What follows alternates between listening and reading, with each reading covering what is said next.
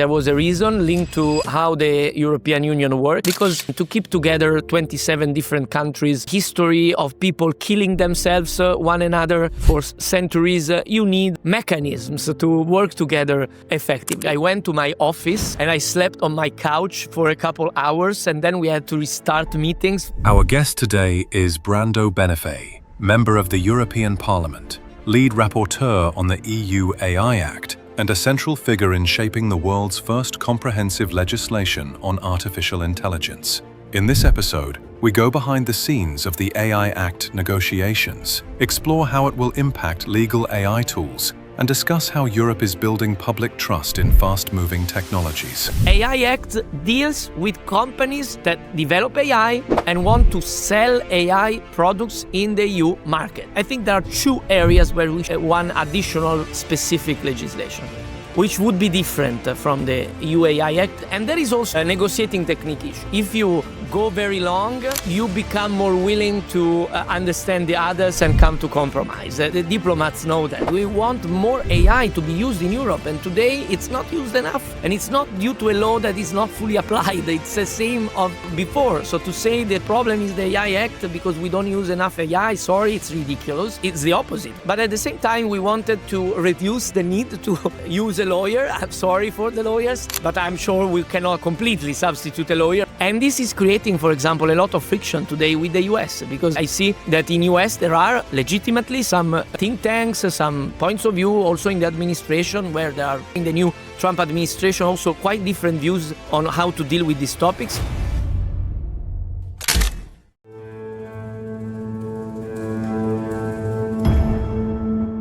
This episode is powered by Zeno.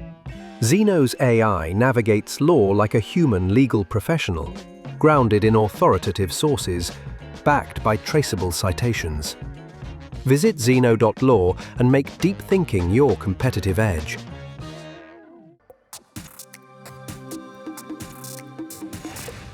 Brando, welcome. It's an honor to have you on the show. Thank you for being here. Thank you very much. I want to start. We're going to talk about the AI Act. It's a big law. It's maybe a bit complicated law, especially when you're not a lawyer and you read it and you're like, wow, there's so many articles, there's so many other laws which you need to read. But I want to start with the process of creating a law like this, because I have the feeling that a lot of people don't know how something like this is created. Can you share with me what are the general steps for creating a law like this? The AI Act was the fruit of a long discussion between the European Commission, the European Parliament, experts from all over the world, from business, from citizens' organizations, from academics, from developers of AI. That happened before the law was presented. In fact, the European Parliament had a study committee on AI that lasted more than 1 year, called AI in Digital Age. I was part of that. We elaborated a final report that was putting on paper the main challenges regarding AI and the institutions and the world future, etc.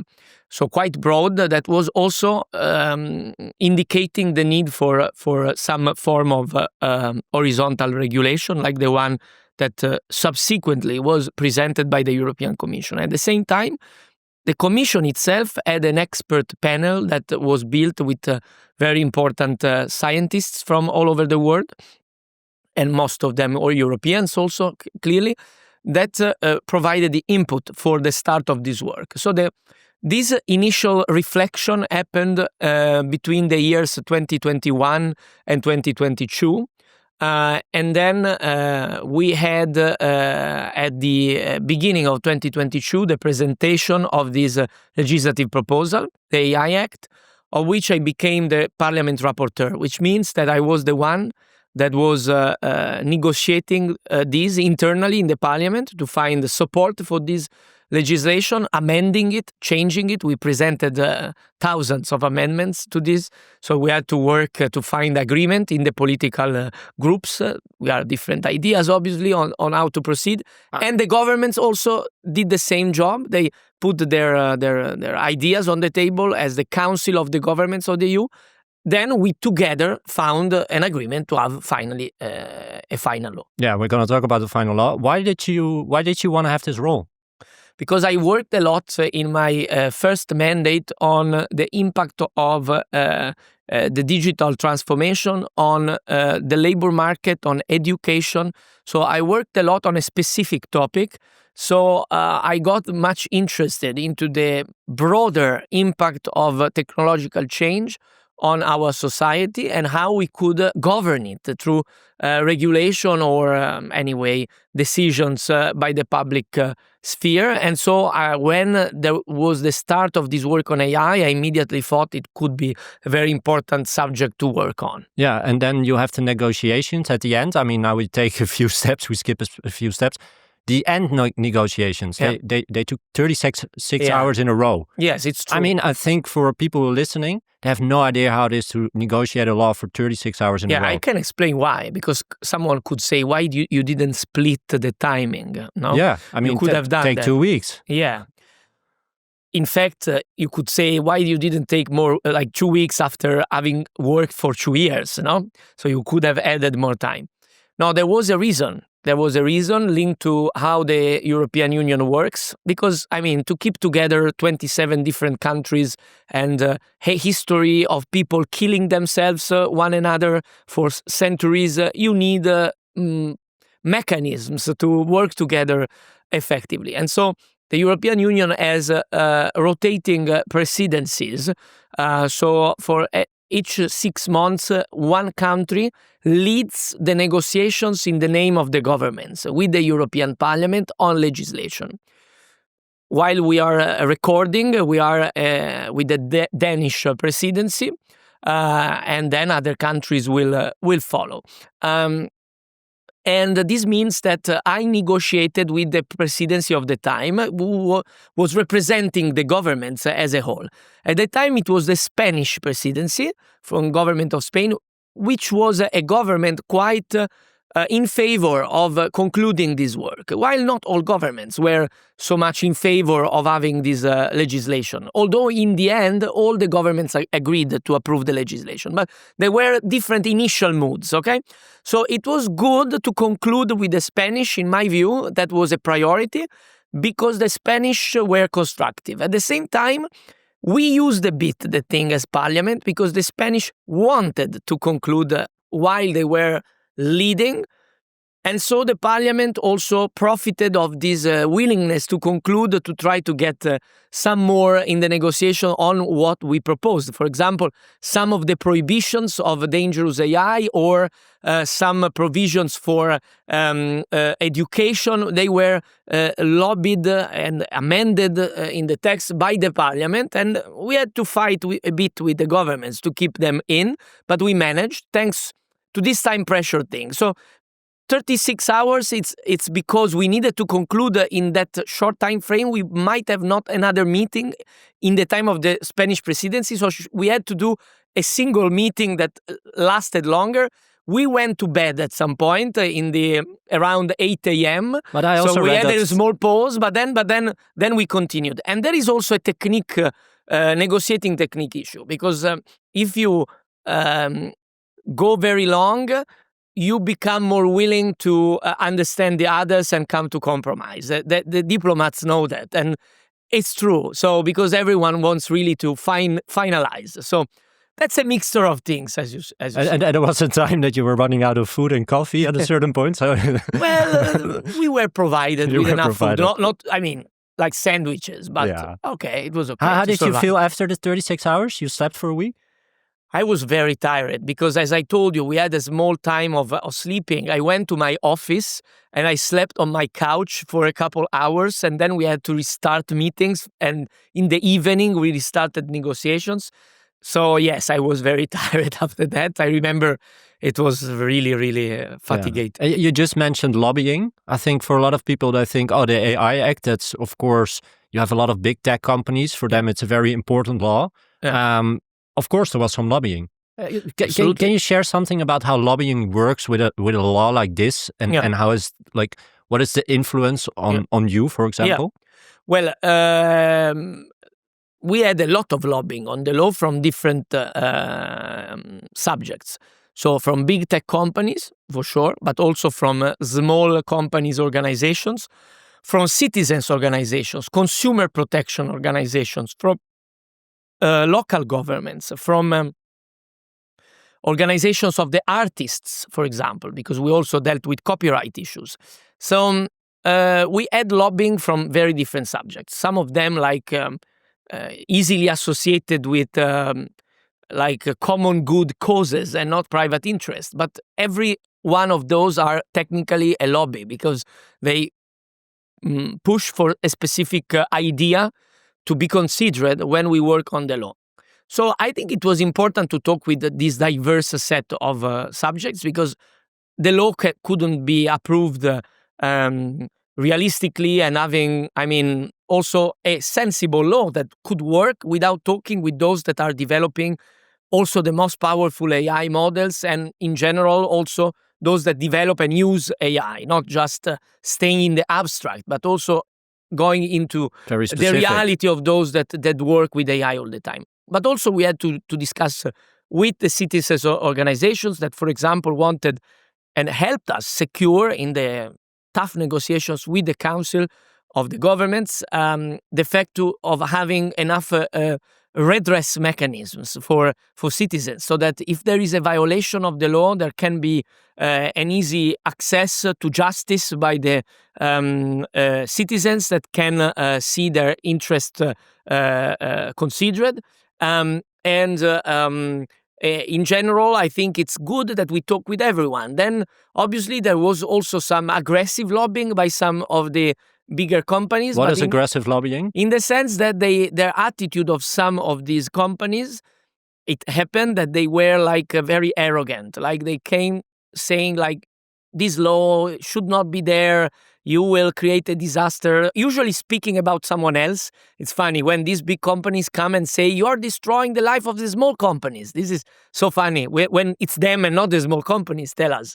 That's typical. I always saw that. But they often didn't make a good work for themselves because they appeared like desperately trying to boycott the fact that the EU was having the first legislation that was putting them having more responsibility, and instead of just selling responsibility to the weaker links in the chain, so to the European businesses or to the consumer directly, because if you have no rules, you can easily sell the risk because you can say you can only get the product from me or a few other competitors, and we made an agreement between ourselves that we do not take any responsibility. All the responsibility will go to the person that chooses to buy the things from us. But oops, he can only buy it from us, just a few companies. So this kind of oligopolistic attitude was confronted with our legislation, and I think we did a good job in avoiding this situation. Yeah, you're talking about big companies. Of course, there are also small companies who are like, okay, now we have the AI Act. How is it going to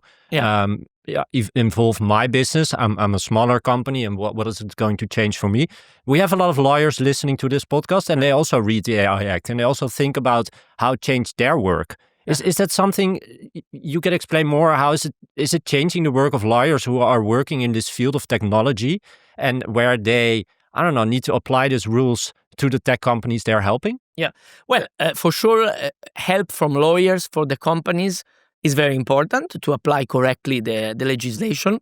To be honest, I think that companies that already are dealing with the EU digital legislation, they just need to add this layer to what they need to look at if they use AI systems that are covered by the AI Act, that I have to say concentrate specifically on high risk or excessively risky and so prohibited AI use cases. It doesn't cover all AI. There is a lot of AI that is without risks for fundamental rights and that is not covered by AI Act. It's covered by other laws. So you can have to follow the GDPR, but AI Act only concentrates where there is risk. Yeah, because there's a risk system in the AI Act and it's quite specific. Exactly. That identifies areas of high risk, for example, workplace use of AI or the use in the judicial area, so this has to do with the lawyers, but it doesn't involve all the use of AI. In fact, only a part. The Commission has made some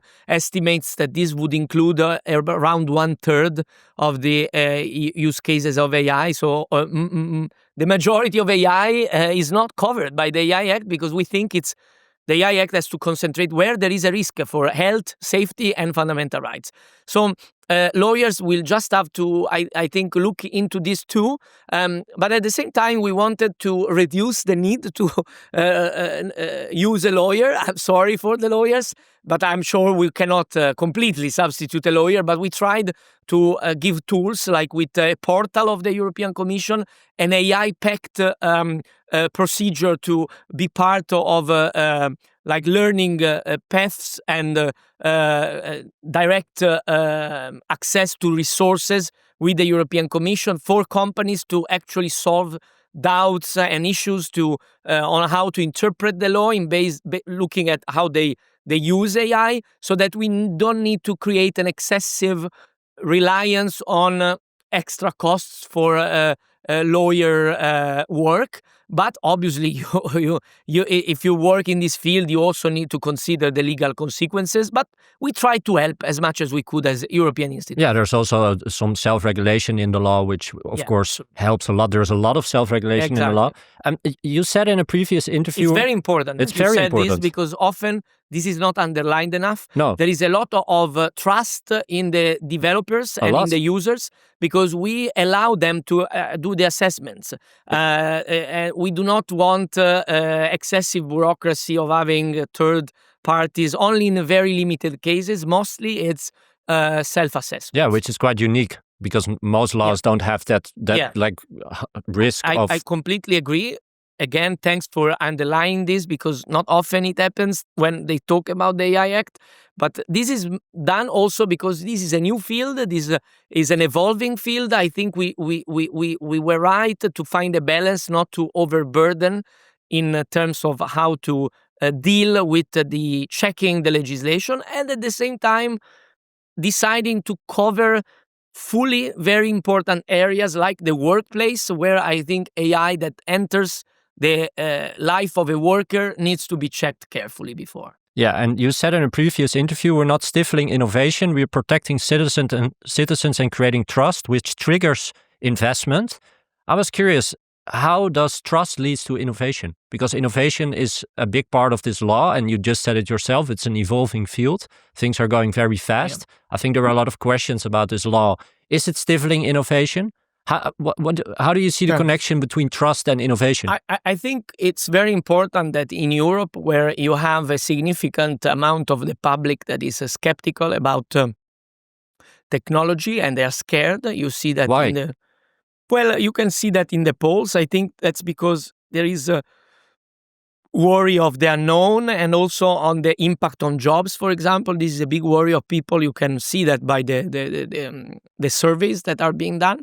And so I think building trust in the sense that the AI that is used in Europe will be checked in terms of safety for people, I think it's a quite important message to give, because sometimes in the interest of certain economic interests, we hear a lot about bureaucracy and burdens, but in the end, this law is to protect people from existing risks, like from manipulation of data, from wrong actions from AI based on a badly done training, or cybersecurity flaws, on the risk of losing control of an AI system.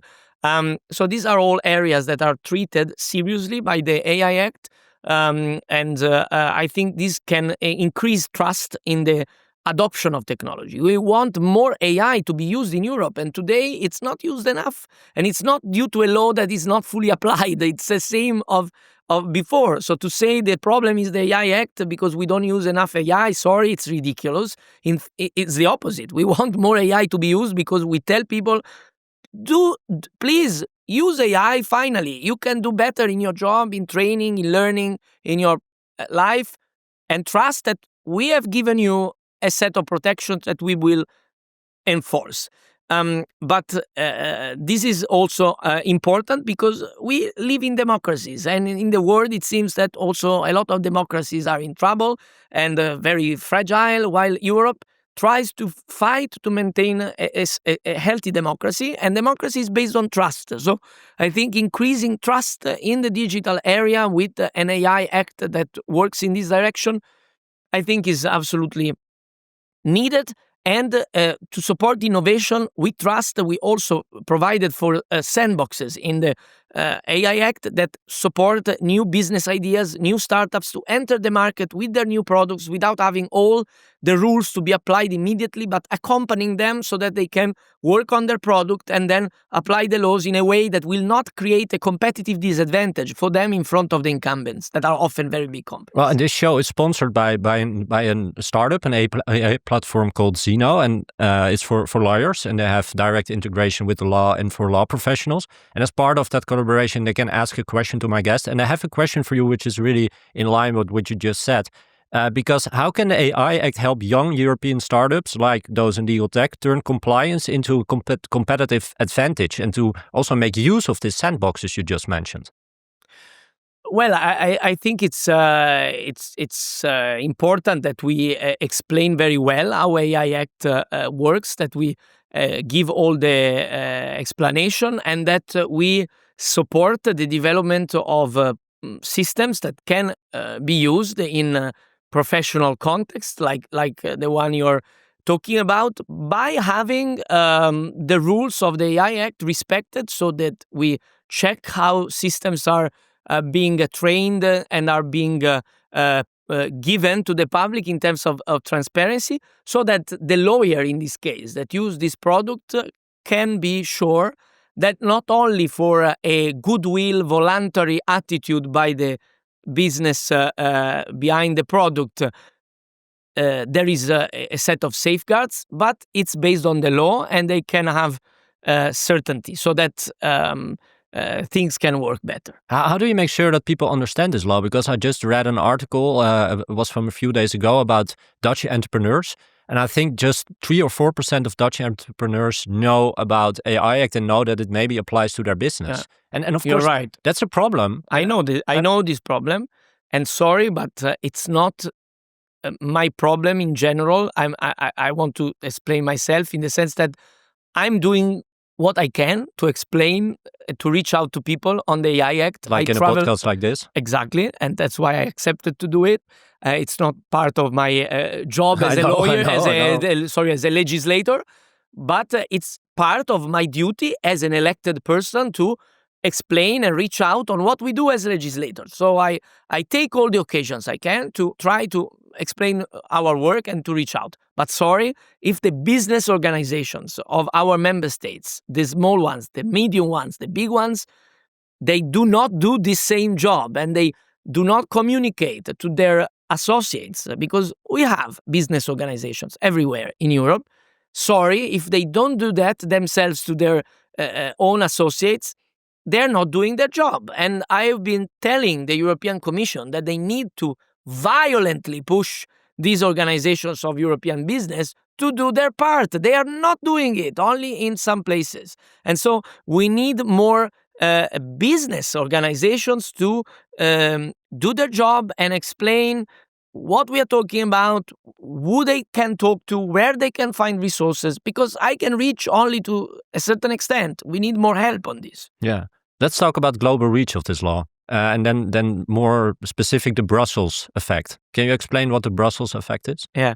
Well, Brussels effect can be defined in different ways, at least two, in the sense that it's the effect of existing legislation of the EU of determining either the way a company behaves outside of the EU or a different state or public institution outside of the EU behaves based on the existing legislation and maybe adopting a similar legislation. It's two different kind of effects which are quite different, because the second one I mentioned is quite linear. It's, I would say, very simple.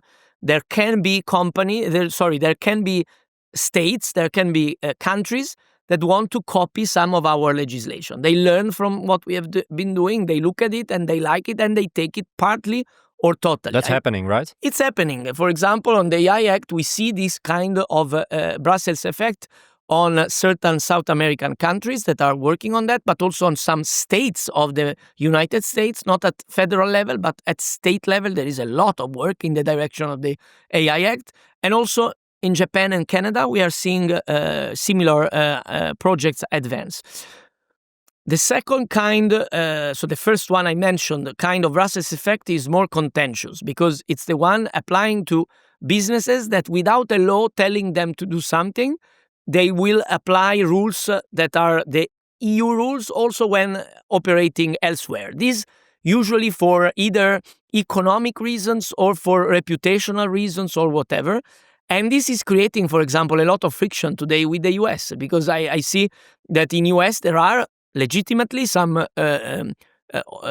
think tanks, some points of view also in the administration where there are, I have to say, in the new Trump administration also quite different views on how to deal with these topics. They are a bit competing on that, but there are some that say that EU is damaging their freedom to legislate because the US companies follow the EU rules in a way that will also influence what happens in the US. They are not totally wrong, I have to say, but it's not a matter of the EU obliging. It's the companies that choose to follow our rules to access our market. And simply, sometimes they have a very big disadvantage if they were to actually have a different version of a product for the US. It's the case of very big models for AI that we are now regulating with this code of practice to regulate very powerful AI that is behind the generative AI.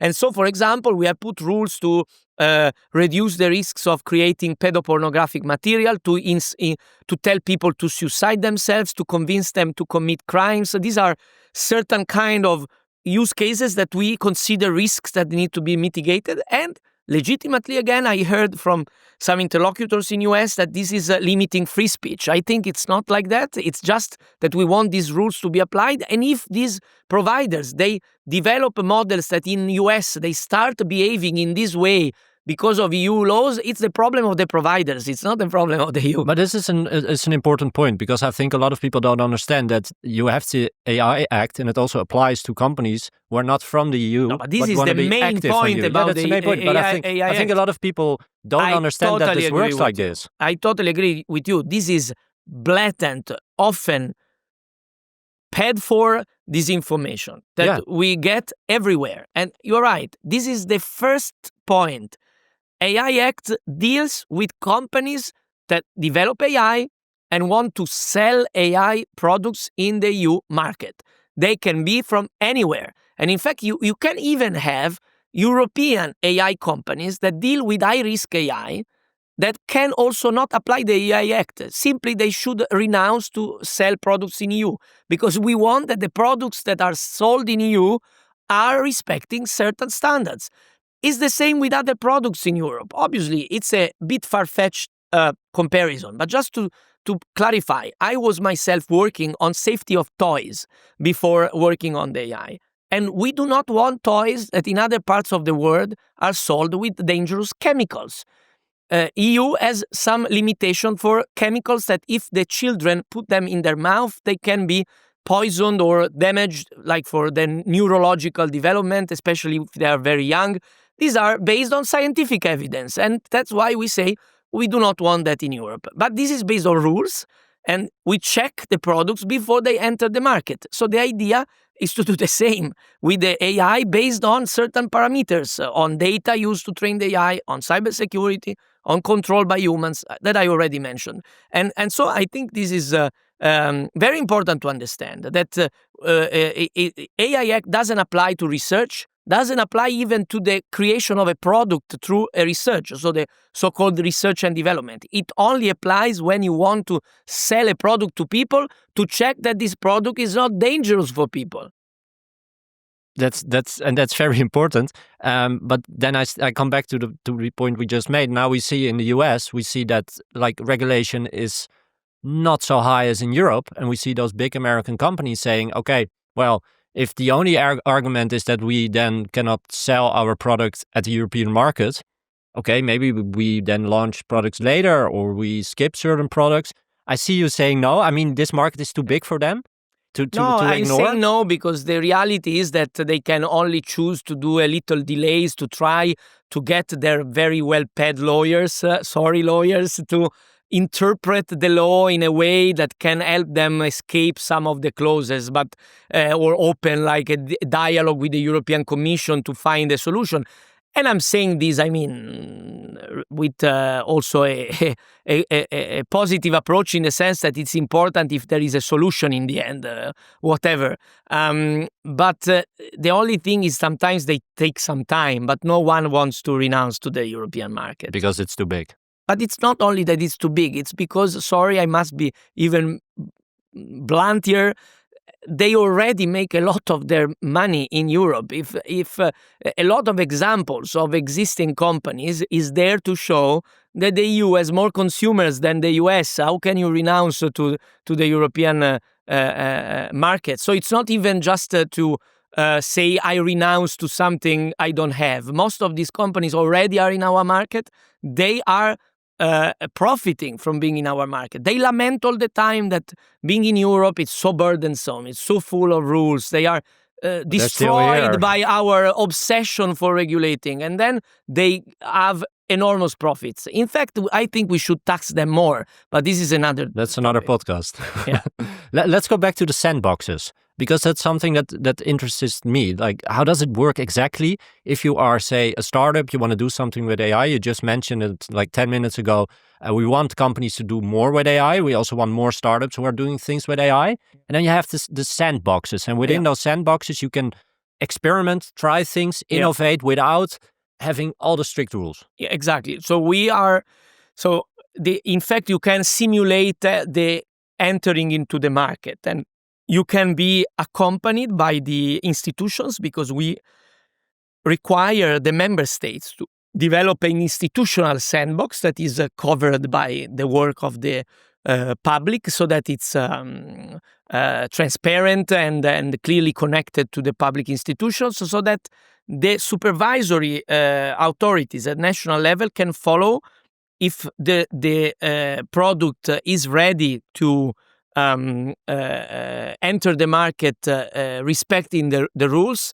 But in this way, they can be accompanied there, they can be helped, they can reduce the costs of entering a competition with a lot of immediate costs that would be on their shoulders if they were not helped in this process, also with spaces for experimentation that will simulate real life and real impact on a real context. So it's also a technical issue and it has some complexity, but that's why we wanted this to not be like something that rich companies or those that already have rich investment behind, they can afford, but rather create it to be accessible as much as possible to new ideas so that they can develop into a product with the support from the public institution, so that they are entering the market when they are ready and compete freely with no special support, but not on the other hand enter a market where they have a lot of rules, because it's important that the digital space is regulated, but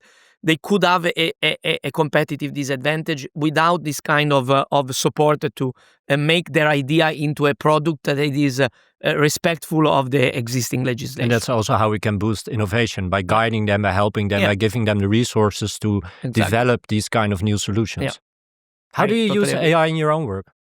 Well, I have to say, especially generative AI for like ChatGPT.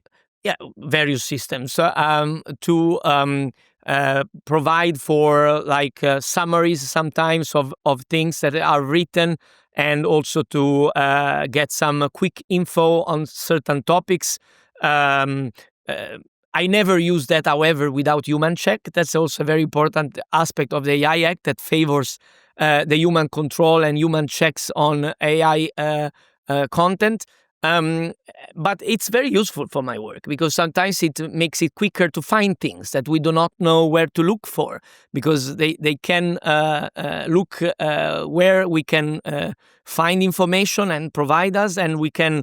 So I have to say that in my work I do not use AI systems very much in terms of making them explain to me things, because I do not trust the present state for the kind of work I do, that this is safe enough.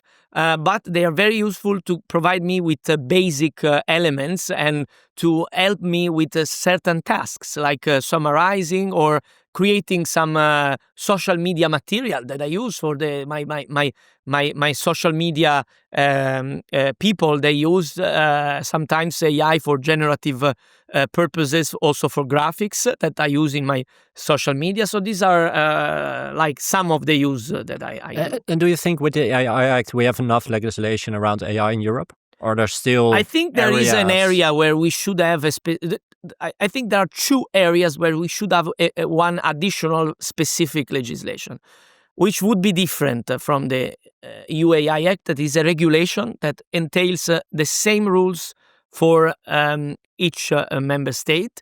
I would suggest a directive, so a law that is instead in need of adaptation at national level to give more flexibility to the member states on two topics. One is liability, so that we have harmonized, not necessarily exactly the same, but a certain level of harmonization of liability regimes for AI damages in the member states, which is not the case today.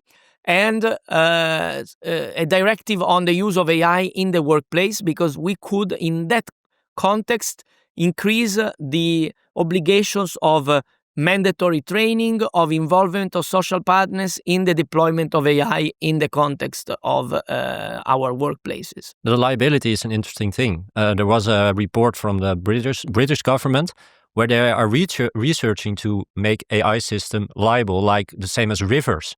Like they give them some kind of law personality, so that if an AI system makes a mistake, for example, or certain damage to a user, then someone can make sure that the AI system is liable for the damage they created, which is, of course, an interesting thing to think about. Yeah, I have some doubts about that approach. I have to say I prefer that we try to understand who should be liable in terms of human or company. I also asked a lawyer for a question for you, and his name is Simon Petzin, and he's associate partner at Gerlich Bönig Rechtsanwalt in Germany. Hi, I'm Simon, lawyer specialized on privacy and AI governance, and I would like to know, do you believe that the AI Act will be sufficient to govern a true AGI the moment it emerges, or will its arrival fundamentally exceed the AI Act's design so that an entirely new legislation would be required? So my opinion is that the code of practice for very powerful models will be important for all the models that are trying to become close or in the pathway to the artificial general intelligence.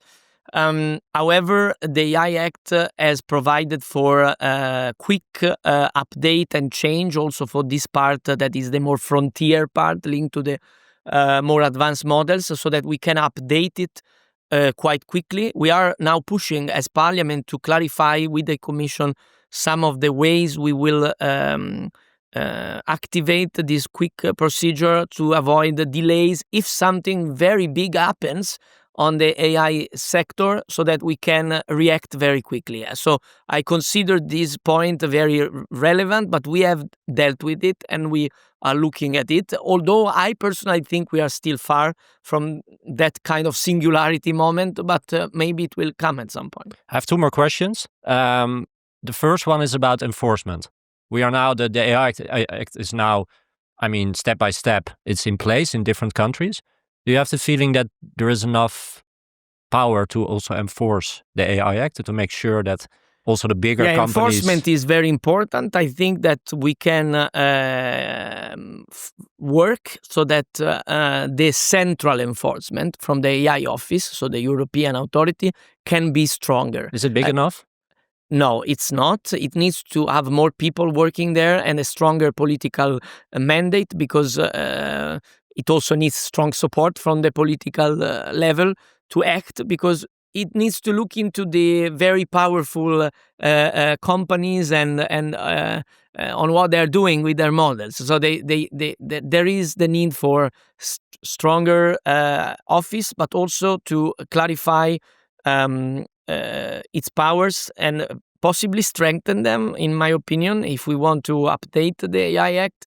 And also we need a strong coordination with the national authorities so that we do not have like you don't need fragmentation. Exactly. Yeah, because fragmentation is always a big thing in Europe.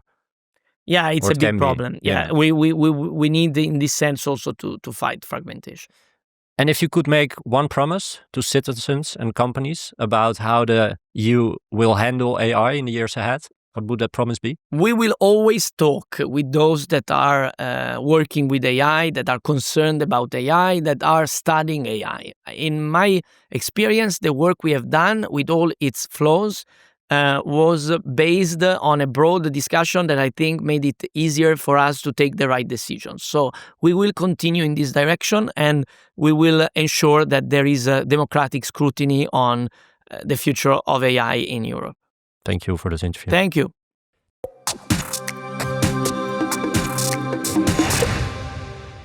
Thank you for listening to Legal AI Lab, with many thanks to my guest, Brando Benifei.